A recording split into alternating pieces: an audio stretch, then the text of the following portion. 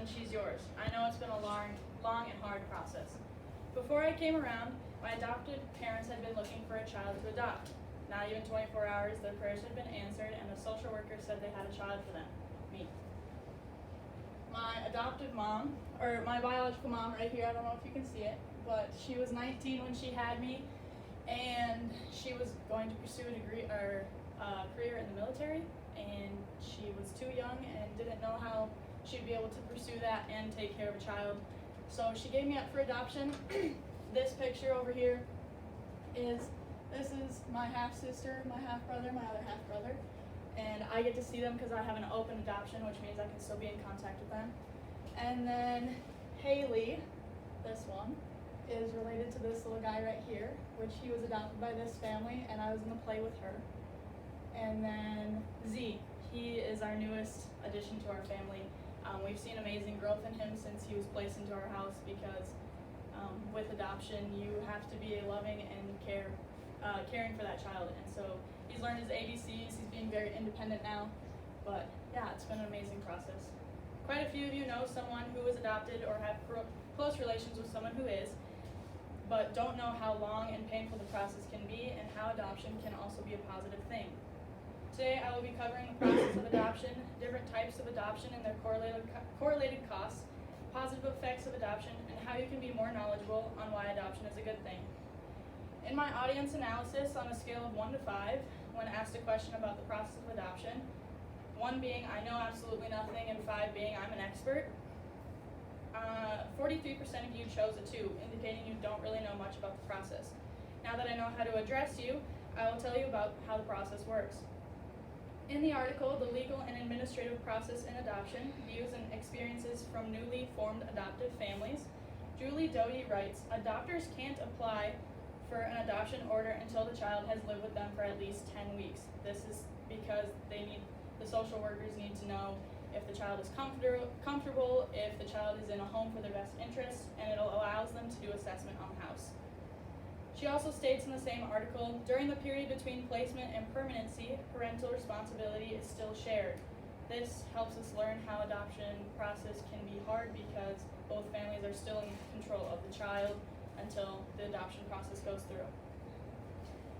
Adoption is a growing chain of ways for people who are infertile to help create life for a traumatized child.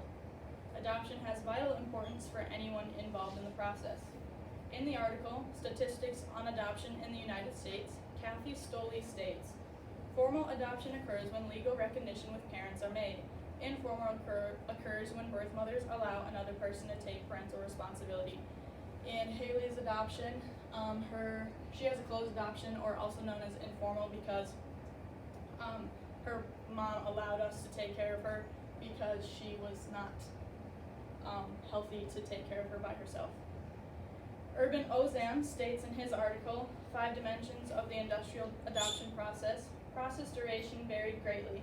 The shortest process took 1 day and the longest took 31 months. It takes a long time for both sides of the parents to cooperate and finalize papers and work through the court. Z's adoption right now is currently ending just over a year later. So we've had him for a while and his case is just ending. Now that you know how long the process takes and why it's difficult, let's move to the types and costs. The cost of adoption greatly differentiates on the type of adoption you are involved in. My audience analysis and a pick all that apply question about the cost of adoption, 13 of 23 respondents replied with and chose $25,000, and the next highest choice was $30,000. In the article, Planning for Adoption, Knowing the Costs and Resources, the Child Welfare Gateway states, adopting a child from foster care involves minimal expense. Non-foster care adoptions tend to be considerably more expensive. Those are just 2 types of adoption. These are the other 4, foster care adoption, inter-country adoption, private agency adoption, and independent adoption. Private agency adoption costs anywhere from $20,000 to $50,000 just for the adoption case. That's not including court fees, medical expenses, house assessments, all the extras that come along with it. Independent adoption costs anywhere from $15,000 to $40,000, not including all of those said before. And inter-country adoption costs anywhere between $20,000 and $55,000, depending on the countries that are involved in the process. Knowing the costs are extremely important to understanding the time and effort and money it takes to take care of a child and give them a new home.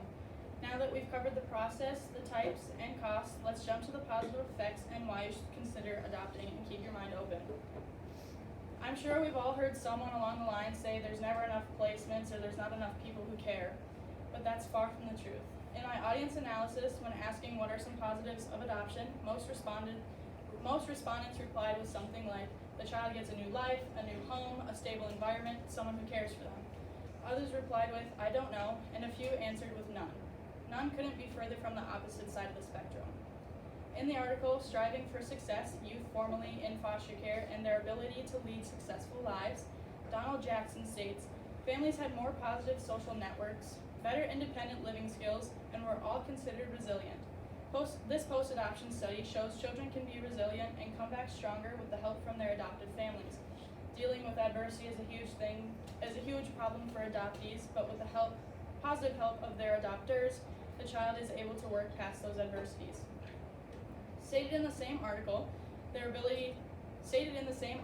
quote says, their ability to be resilient helped them strive for and lead successful lives.